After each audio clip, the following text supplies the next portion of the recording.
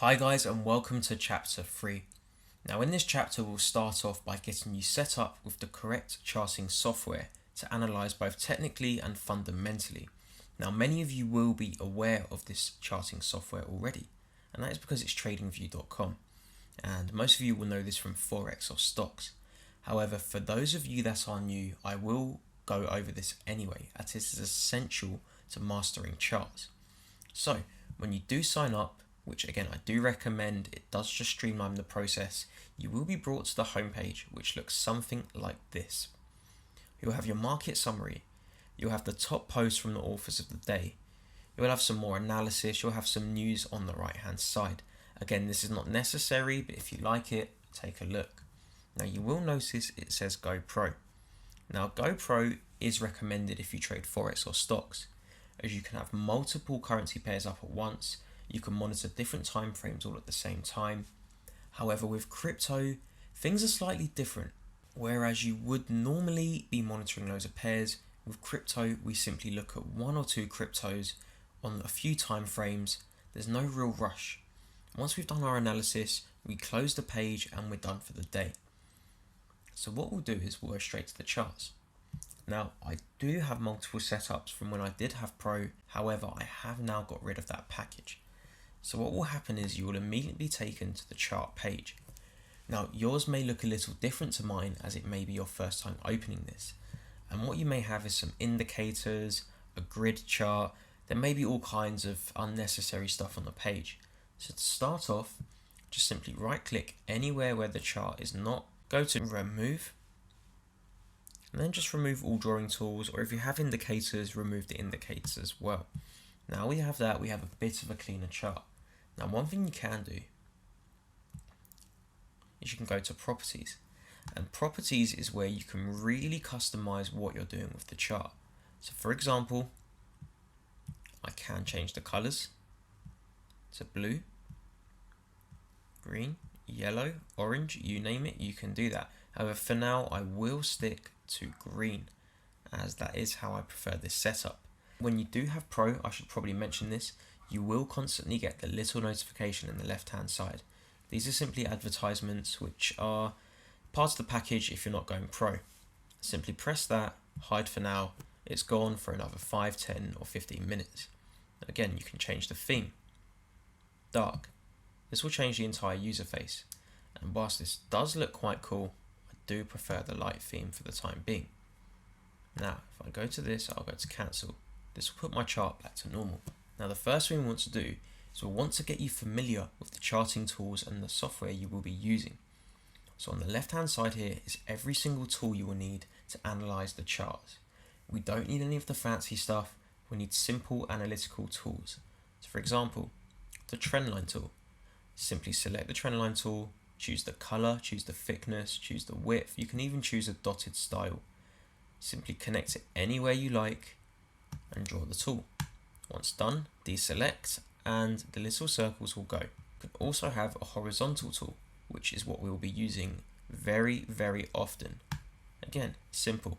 If I need to alter this, I can increase the thickness, I can make it dotted, do whatever I like.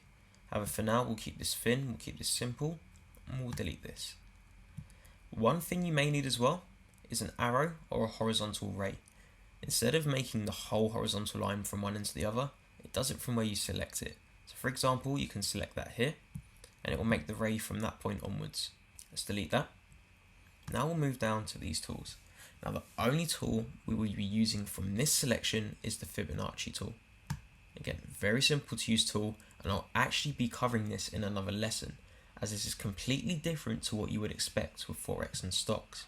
Again, select the first, drag it down, select the second point, and that is that. And then you have the Fibonacci tool set. Delete this and let's move forward. You may be using a few of these, although it will most likely be the ellipse tool and the rectangle tool. And again, this is a very simple tool to use. Select it from where you like, click once, drag, and you can maneuver the box and rectangle however you like. Select it, connect it where you need it to be, and then stop. Just like that, the box has been set. So now we can delete. The text tool is not really necessary, But then again, if you need to give yourself little reminders or you need to put a price label here, you can do so by simply pressing this, and then just maneuvering this to wherever you like it. And this will update the price depending on where you drag it.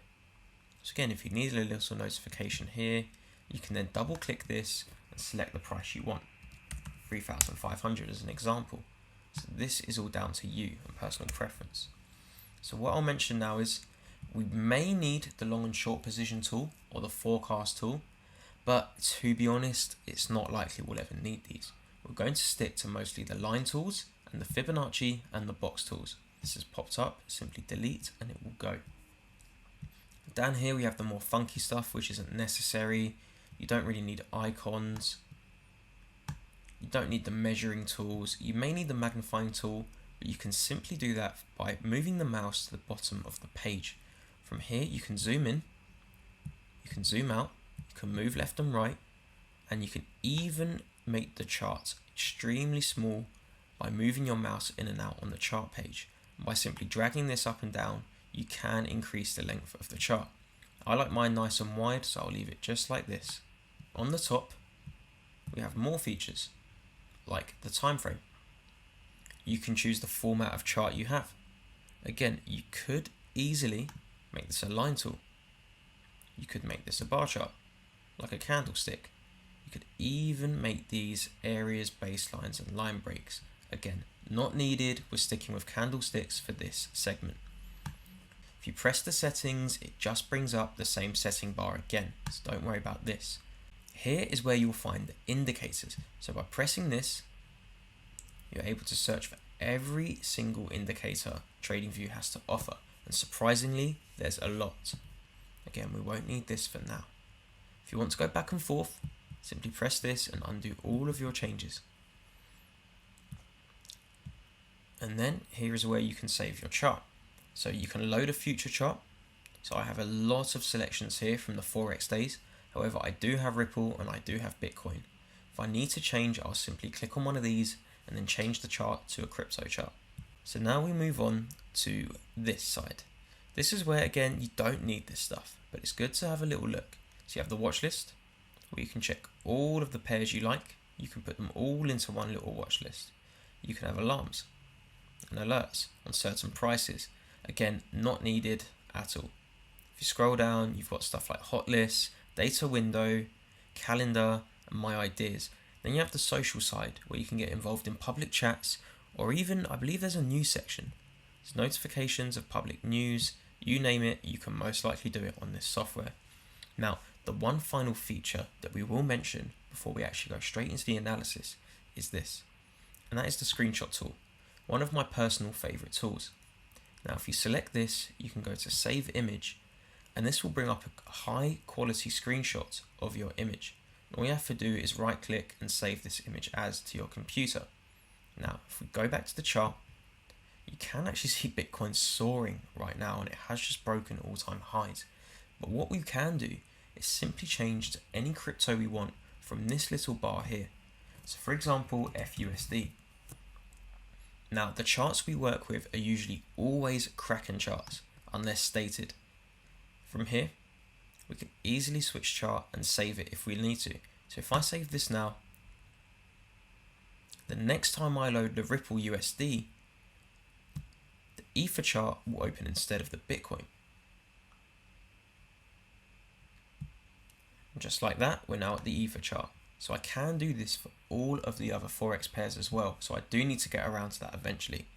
So guys, that is all for this lesson. Again, please rewind, take notes, and make sure you fully understand this before we move to the next concept. Although throughout the lessons, you will gain the experience to become a master of this anyway. Now guys, let's move to the good part. See you in the next lesson.